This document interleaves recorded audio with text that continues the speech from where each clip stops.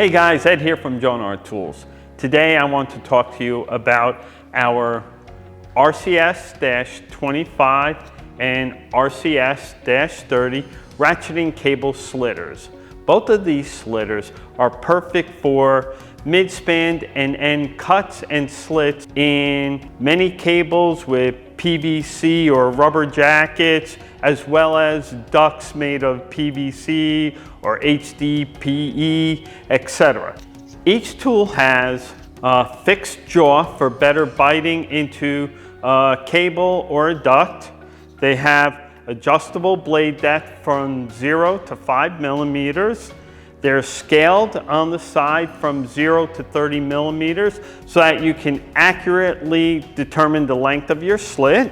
They have steel blade that is double-sided, so as one blade eventually wears, you can remove it and simply flip it over. The blades are replaceable.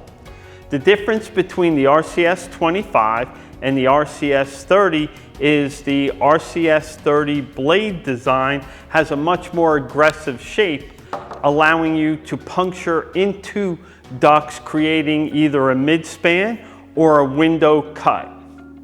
Thank you.